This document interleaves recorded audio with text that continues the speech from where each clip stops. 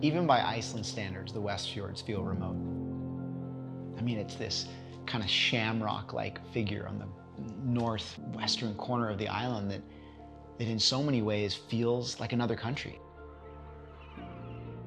You're up there and the landscape changes. It feels more raw, more remote, more barren.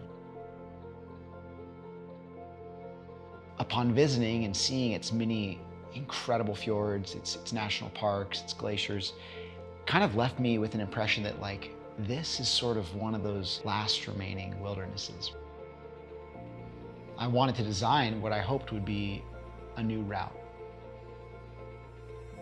The Westfjords Way is 900 kilometers of gravel, tarmac, and a little bit of hike-a-bike through what I would consider the very best of what the Westfjords have to offer.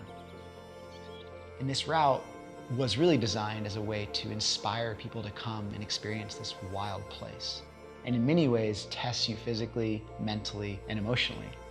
It's what drew me to invite this incredible eclectic crew, Lael, Rue, Payson, and Nicole, to all come and experience this place from a multitude of different perspectives. Our days consisted of long headwind, big climbs, massive descents, and lots of rain. But the lack of people, the lack of the options for roads, the ability to kind of wind your way and connect your way through this incredibly remote, diverse, and at times really challenging place is, I think, what all of us are searching for in an adventure. And I guess in some ways, they'll kind of realize what I've realized about Iceland, which is that it'll beat you down, but in the same moment, it'll lift you up so much. And I don't think there's another place where you feel so alive by being in it. You feel so energized by being a part of it. And I guess you could even go so far as to say that the landscape really feels alive. And that's why we rode our bikes there. I'm Lael Wilcox. I'm from Alaska. I'm an ultra-endurance bike packer, and this was my first time in Iceland. We started in Ísafjörður 8 days ago. Massive days on the bike, a lot of challenge. Always on the water with sea air, wind coming in, passing hot springs, little pockets of light. It's always changing. I was descending a mountain pass and I turned a corner and I saw this huge waterfall. I go up to the top and I look over the edge and I got scared. I mean, the whole experience of it is constantly dynamic and challenging, but also extremely rewarding with what you get to see. You know, it's kind of the experience you would expect to have over 10 years you have in a week.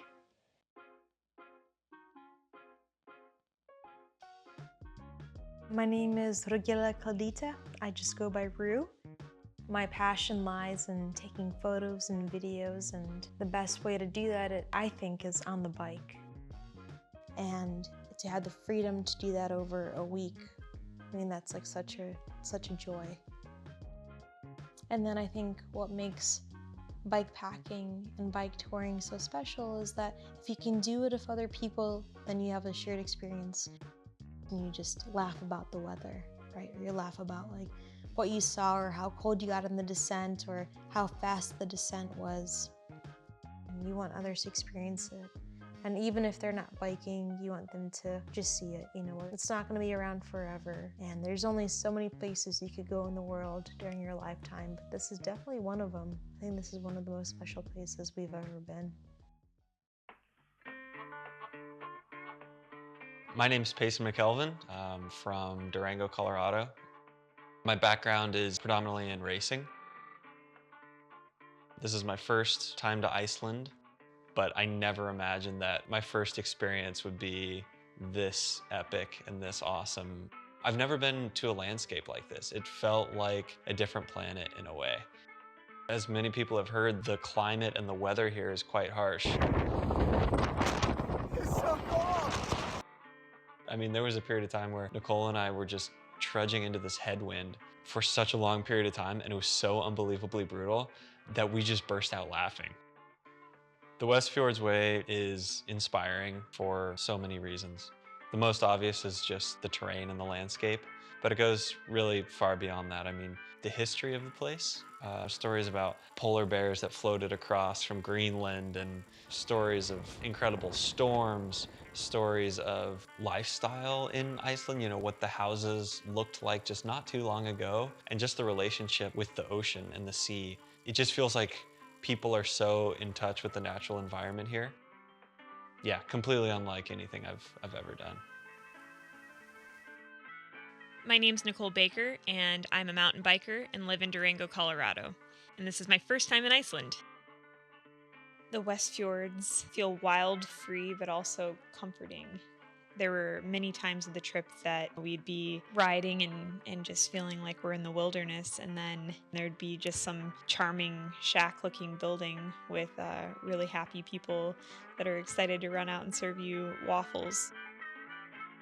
On the first day, we came across an Arctic fox sanctuary and got to see this one little guy running around. And that was really neat and unique. And then 15 minutes later, we stumble across this little shack. We get inside, and it's actually a museum. We were served coffee and waffles, and I think right away we all kind of knew that this was going to be a different kind of trip, where we were going to have these types of charming stops and we were going to be surprised around every corner. There's not that many adventures where you are going to be wildly uncomfortable, but then you come back and it's possible for you to experience something really lovely and comforting. And there's just not a whole lot of places that you can do that.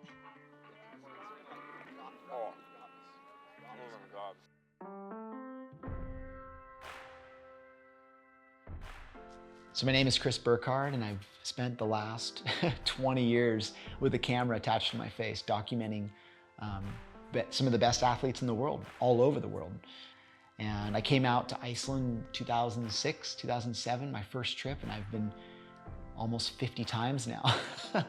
Something keeps calling me back, and I feel like in some ways it really is these empty, beautiful stretches of road where I know that you can ride endlessly. There's no doubt that there's gonna be a moment that will suck. I mean, it's gonna be challenging. The wind is gonna be hitting your face. You can't hear anything. It's gonna be pouring rain, and it gets so bad so fast. But then you rip around that fjord, you rip around that corner, and all of a sudden that headwind becomes a tailwind. And all of a sudden the worst day turns into the best day you've ever had. I mean, I can vividly remember day 7. We started out with 4,000 feet of climbing before 9 a.m. and then we plateaued this massive dirt climb and dropped into a huge waterfall, Dinyandi, and then we finished the day with a nearly unrideable 30 miles around the fjord. And I mean, we're walking our bikes under waterfalls. We're moving through cobbles on the beach, an old road that a farmer carved with a tractor. I just remember being in that moment thinking, this is the best day I've ever had on a bike. This is the best day I've ever had on 2 wheels, and I wish that it could have lasted forever. So here's fair warning for anybody who wants to come. This route, this place, it'll change you. It has the potential to make you someone who appreciates nature on a deeper level. You'll hate it at times, you'll love it at times, but one thing's for certain, you're gonna meet incredible people. You're going to experience this landscape in a way that's hard to appreciate in any other format. On 2 wheels, going slow, moving through this incredible magic place is maybe one of the most intimate ways you can experience this beauty and this wildness that Iceland has to offer and is still very much alive in the Westfjords.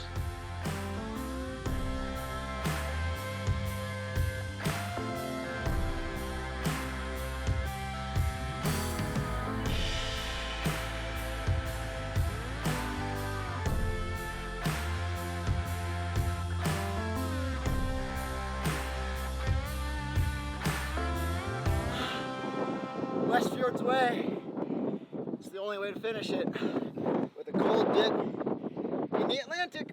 Ah! Woo!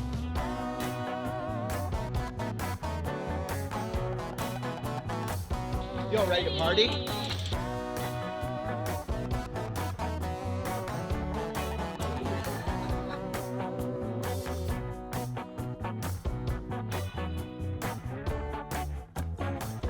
Slow roll.